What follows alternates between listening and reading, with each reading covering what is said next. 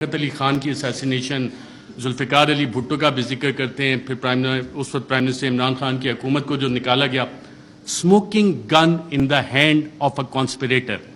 کہ ایک سازشی کے ہاتھ میں دھواں دیتی ہوئی بندوق وہ ڈھونڈنی ہے، اس کے لیے کمیشن بنانا ہے۔ تو انڈیویجولز کو ہم سائٹ پہ رکھ دیتے ہیں، ہم اس میں ایک لارجر پیٹرن آئیڈینٹیفائی کرنے کی کوشش کرتے ہیں کہ پاکستان میں اگر ہم یو ایس لینس کے ذریعے دیکھیں،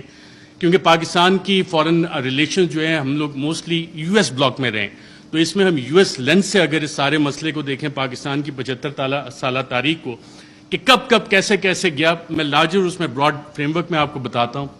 1958 martial law, 1978 martial law, 1999 martial law, یہ تمام مارشل لا جس وقت لگے اس وقت امریکہ کے اس خطے میں انٹرسٹ ہے۔ 1958 میں جب ایوب خان نے مارشل لا لگایا، لیاقت علی خان کی اسیسینیشن 2 ہفتے پہلے ان کے رشیا وزٹ سے ہوگی، آج تک نہیں پتہ لگا کہ پیچھے کون تھا۔ آپ آ جاتے ہیں جی مارشل لا،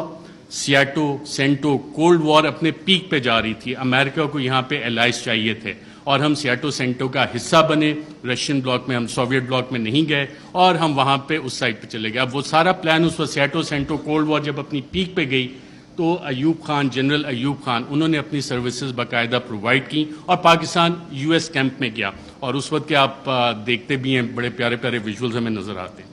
1977 جب ہم دوبارہ آتے ہیں تو اس وقت پھر امریکہ کے ریجنل انٹرسٹ یہاں پہ تھے، اور ہم دیکھتے ہیں کہ کوورٹ وار باقاعدہ طور پہ شروع ہوئی، افغانستان کی جنگ لڑی گئی، اور اس وقت پاکستان میں پھر مارشل لا آ جاتا ہے۔ ایک پاپولرلی الیکٹڈ ڈیموکریٹک لیڈر کو پھانسی دی جاتی ہے، ایک ایسے کیس میں غالباً سیکشن 109، فواد چودھری صاحب اگر بیٹھے ہوں تو بتائیں کہ اس میں پھانسی تو بنتی نہیں، لیکن پھانسی دے دی گئی،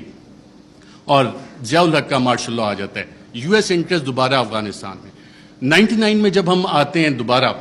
تو ایک نئی جنگ ہمیں چاہیے، اس کے لیے نیو کونس کے پلان آلریڈی بن چکے تھے، آلریڈی تھا کہ کدھر عراق میں جنگ ہونی ہے، لیبیا میں ہونی ہے، سیریا میں ہو رہی ہے، ایران، پاکستان بھی اس کا حصہ تھا، لیکن پاکستان جیسے بلڈ بارڈرز کا ڈاکٹر شیری مظاہر نے بتایا، Pakistan for various reasons and one of the main factors being a nuclear power تھوڑا سا بچ گئے۔ جو وار اگینسٹ ٹیرر ہماری شروع ہوئی، دہشت گردی کے خلاف جنگ، جو ٹی ٹی پی کا سارا انفیوز کیا گیا، وہ سارا اسی کا ایک حصہ تھا کہ یہاں پہ یہ ساری کارروائیاں پاکستان میں ہونی ہیں، اور ہم اس ٹریپ میں باقاعدہ طور پہ واک ان کیے۔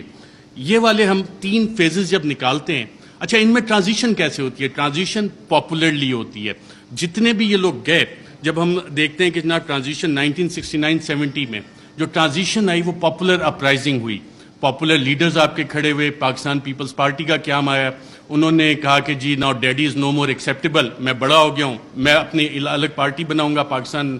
Peoples party. عوامی لیگ الگ بنی شیخ مجیب کی، اور پھر اس کے بعد کی جو الیکشن مینیپولیشن کی داستان ہے اس کے ریزلٹس ہمارے سامنے ہیں۔ 1988 محترمہ بے نظیر بھٹو آتی ہیں واپس، ایک پاپولر اپرائزنگ ہے، لاہور کے جو جلسے ہیں جن کی مثال دی جاتی تھی، جو کہ اب پاکستان تحریک انصاف نے جتنے بڑے بڑے جلسے کیے ہیں اسے اوور ویلم کر لیا، لیکن وہ مثال دی جاتی تھی کہ پاپولر اپرائزنگ ہوئی، اور پھر وہاں پہ جو بھی جو طیارہ جب پھٹا تھا جنرل ضیاء الحق کا، تو آپ کی ایک ڈیموکریٹک ٹرانزیشن آئی، اور یہ وہ فیز ہے جب آپ دوبارہ دیکھتے ہیں کہ ایک ٹرانزیشن ہو رہی ہے، دوبارہ آپ جنگ سے نکل رہے ہیں، حالات سٹیبل ہو رہے ہیں، افغانستان آپ نے فتح کر لیا ہے، سوویٹس کو وہاں سے بھگا دیا ہے، سو جنرل ضیاء کا کام ختم ہو گیا، سو پاکستان میں آپ ٹرانزیشن تھوڑے عرصے کے لیے چلو جی جمہوریت انہیں کھیلنے دیتے ہیں۔ پھر آ جاتا ہے 1999 اور 2007-8 general Musharraf, war against terror, اور اس کے بعد جب ان کی یوٹیلیٹی ختم ہوتی ہے، ہم نے دیکھا ایک پاپولر اپرائزنگ ہوتی ہے اور انہیں جانا پڑتا ہے، ہم لائرز موومنٹ بھی دیکھتے ہیں، ساری چیزیں۔ لیکن اس سارے عرصے میں جو ڈیموکریٹک ٹرانزیشن ہماری ہوئی ہے اس میں کیا واقعی حقیقی جمہوریت ہماری قائم ہو سکی کیا، یا کہ ہمیشہ ہمیں ایک ہائیبرڈ قسم کی جمہوریت جو ہے وہ ملی ہے؟ اور ہائیبرڈ جمہوریت بنتی کیسے ہے؟ ہمیشہ ایک کنگز پارٹی ہوتی ہے۔ جب آپ پاکستان کی تاریخ اٹھا کے دیکھتے ہیں تو جو مین آن ہارس بیک ہیں، گھوڑے جو لوگ رائڈ کرتے ہیں، ہارس رائڈنگ کرتے ہیں، وہ اچھے گھوڑے رکھنے کا شوق بھی رکھتے ہیں، تو وہ چیز ہوتی ہے۔ لیکن اس ساری چیز میں ایک ٹائم فریم بڑا ڈیفرنٹ آ رہا ہے پاکستان کی تاریخ میں، وہ آ رہا ہے 2018 سے 2022 کا۔ اس دوران میں اتھارٹیرین کنسولیڈیشن بھی ہوتی رہی۔ اتھارٹیرین کنسولیڈیشن اس طرح کے جو پرانے ایسٹس تھے جن پہ کرپشن کے مقدمات تھے ان کو بھی بچایا جا رہا تھا، دوسری طرف ایک حکومت کوشش کر رہی تھی کہ جی ہم نے ڈیموکریٹک کنسولیڈیشن کرنی ہے، اس